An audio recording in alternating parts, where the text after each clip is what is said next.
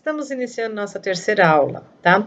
Hoje eu vou falar um pouquinho sobre o Renascimento, que foi esse movimento que vai estar sendo desenvolvido na Europa por volta do século XV, tá?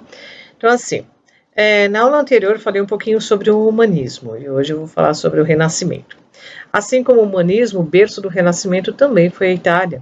Cidades como Gênova, Veneza, né, que eram importantes entrepostos comerciais, vão ser o berço, né, desse movimento que vai causar um grande impacto cultural dentro da Europa a partir do século XV, tá? Então, assim, de maneira geral, como a gente caracteriza o Renascimento? Como um movimento artístico, intelectual, científico, que vai causar uma transformação muito grande dentro da Europa. Então, uma visão que tinha antes de mundo mais deprimida, mais sombria, agora cede lugar para imagens coloridas, imagens mais detalhadas, mais perfeccionistas, ok? O movimento renascentista, então, ele vai ter algumas características básicas. Então, vamos lá para cada uma delas. Primeiro, a ideia do uso da razão.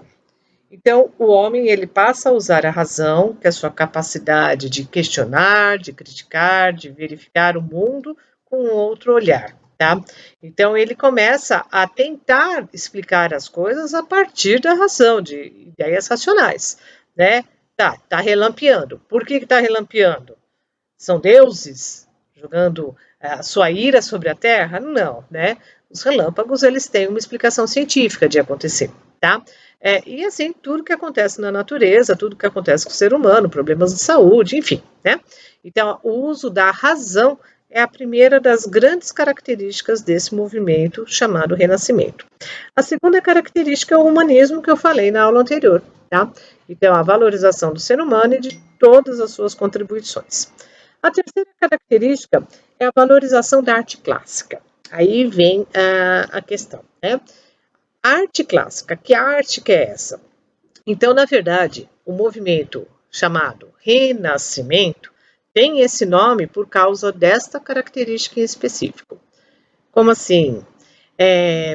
Bom, durante a época antiga, né, nós tivemos uma civilização que vai ser uma grande civilização que vai trazer conhecimentos culturais, científicos, matemáticos muito grandes, que vai ser a civilização grega. Só que todos esses conhecimentos desenvolvidos pela Grécia clássica, né, durante o período medieval, eles vão ser meio que deixados de lado, vão ser meio que esquecidos. A partir do século XV, essas ideias, essas contribuições, elas são novamente resgatadas, trazidas à tona. Daí o termo renascimento. Então, o que renasce? Renasce uma cultura clássica, uma cultura onde o ser humano é o centro das atenções e ele busca explicar o mundo a partir da razão, tá? Então, essas são as características principais desse movimento. Uma outra característica dele é uma coisa chamada mecenato, ou seja, é o momento em que surgem os mercenários. Quem são esses mercenários, né? Na verdade, são pessoas, são artistas que vendem a sua arte. Então, eles vão trabalhar para a burguesia, para os ricos desse momento histórico, e eles vão estar vendendo a arte deles. Então, a arte não é uma coisa mais natural, eu vou pintar, eu quero fazer uma coisa que eu acho legal, o que eu quero. Não, eu vou fazer porque estão me pagando para fazer, tá? Então, o mecenato ele é muito importante. Então, na verdade, toda a riqueza artística que nós teremos no momento, nesse momento histórico, nesse momento do Renascimento, ela vai surgir por quê? Justamente pela atuação dos mecenas, tá? Que são os artistas que vão receber da burguesia valores, né, em dinheiro, para estar produzindo as suas artes, de maneira geral, então, assim por dizer, tá? Bom, então, assim, esse movimento renascentista ele é dividido em 3 períodos básicos, tá? O primeiro período é Trecento, né? Seria o ano 300, 1300. Nesse período nós teremos aí 2 grandes figuras que vão representar bem todo esse movimento, né? São eles Petrarca e Dante Alighieri. O outro momento é o Quattrocento, que seria em torno de 1400, com os representantes Leonardo da Vinci e Erasmo de Roterdã, e o Cinquecento, né, que é o último período, que é em torno de 1500, com Gil Vicente e Luís de Camões, tá? Então, assim, o movimento renascentista é um movimento muito rico, é um movimento que vai trazer muitas contribuições na cultura, na ciência, na tecnologia, principalmente Leonardo da Vinci, né? Ele era muito avançado, vocês já devem ter ouvido falar muito dele, né? Ele tinha grandes contribuições para a época.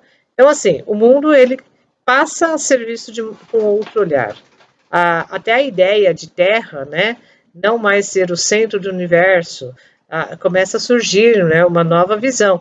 Não é a Terra que gira em torno do Sol, né? Que é a teoria que a Terra é o centro de tudo. Não. Começa a surgir a teoria heliocêntrica, que o Sol é o centro do sistema solar e a Terra gira em torno dele. Então, são contribuições bastante ricas que começam a ser desenvolvidas durante o período. Eu vou lançar uma perguntinha básica para vocês agora, né? Para vocês pesquisarem, para vocês refletirem. Depois disso tudo que nós vimos, a pergunta é: qual é o papel da burguesia no processo de desenvolvimento, né, do Renascimento? Que papel que ela teve? Qual contribuição que ela deu? Ela foi importante para o movimento? Não foi? Então faça uma pesquisinha, respondam no seu caderno, que é assim que a gente retornar às aulas, vou olhar esses cadernos, tá bom? Beijinho a todos e até a próxima aula. Tchau!